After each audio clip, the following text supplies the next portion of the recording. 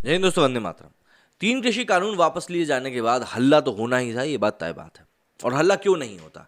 क्योंकि इसके बहाने अलग अलग लोगों को भी रास्ता मिलेगा अपने अपने प्रोपेगेंडा को चलाने का।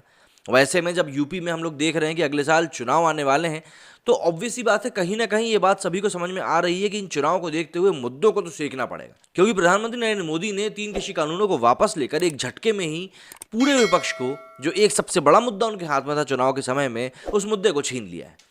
तो अब ऐसे में होगा ये कि इस मुद्दे के इर्द गिर्द जो छोटे मोटे मुद्दे थे, उन सभी मुद्दों को एक बार फिर से जीवंत करके बड़ा बनाया जाएगा और सरकार को घेरने की एक फिर से असफल कोशिश की जाएगी। और ये कोशिश इस बार की जा रही है सीएए के नाम पे। आप देखेंगे कि पिछले कुछ दिनों में जब से 3 कृषि कानूनों की वापसी हुई है, सीएए एनआरसी को लेकर एक बार फिर से चर्चाएं तेज हो गई हैं। और चर्चाएं क्या हो रही हैं? चर्चाएं वही हो रही हैं जो कि लोग करना नहीं चाह रहे हैं। मतलब बात ये हो रही है अब कि भैया आप सीएए को भी वापस लीजिए। वहां महबूबा मुफ्ती कह रही हैं कि आप धारा 370 को भी बहाल कीजिए। मतलब अब ऐसा लग रहा है कि मोदी जी बिल्कुल एक हाट में सब्जी का ठेला लेकर निकल पड़े हैं और बोल रहे हैं कि भैया जिसको जो लेना वापस ले लो। मतलब लोगों ने ऐसी एक इमेज अब बना अपने अपने दिमाग में बना ली है। 3 कृषि कानूनों को लेके वापस लेने के पीछे जो गणित है, जो बातें हैं, उसको कोई नहीं समझने की कोशिश कर रहा है, बस अपने अपनी बात कर रहा है। और ओवैसी जी ने भी ऐसा ही कहा, क्योंकि यूपी में जो विधानसभा चुनाव की तैयारी चल रही है उसमें उन्होंने सीए का तड़का लगा दिया। उन्होंने सीए का तड़का लगाते हुए नरेंद्र मोदी को घेरने की कोशिश करी, 56 इंच वाली बातें करी, कई सारी बातें करी हैं। और अब इसी को लेकर योगी आदित्यनाथ का भी बयान सामने आया है, जिसमें कि वो ओवैसी जी को बहुत सही तरीके से ज्ञान देते हुए समझ में आ रहे हैं।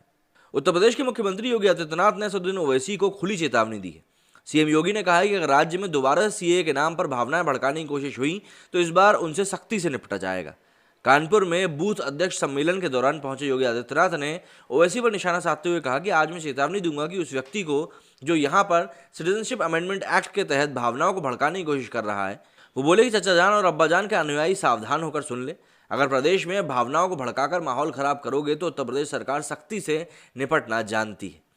सीएम योगी आदित्यनाथ ने ओवैसी को सपा का एजेंट बताया और कहा कि वो सिर्फ भावना भड़काने के लिए यहां पर आए हैं।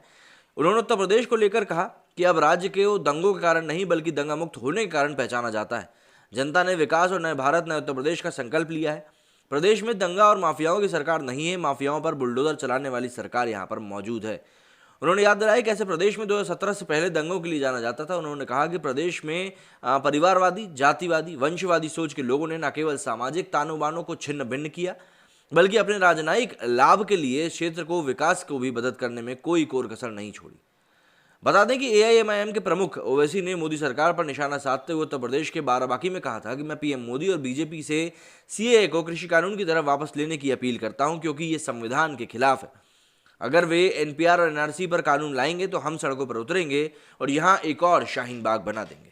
अब ये जो एक और शाहीन बाग वाली बात थी ना, इसी बात को लेकर सब लोग ये कह रहे थे जब 3 कृषि कानून हटे थे कि अब इसी प्रकार से बातें निकलकर सामने आना शुरू होंगी और लोग अपने मुद्दों को इसी तरह से उठाने लगेंगे, जो कि अब दिखना शुरू भी हो गया है। बहरहाल ये देखने वाली बात होगी कि योगी आदित्यनाथ की बात का ओवैसी के ऊपर कितना असर होता है, क्योंकि चुनावी समय में मुझे भी नहीं लगता कि कोई भी नेता किसी भी तरह के मुद्दे को इतनी आसानी से अपने हाथ से जाने देगा। मेरे स्टूडियो फिलहाल इतना ही। जय हिंद, जय भारत।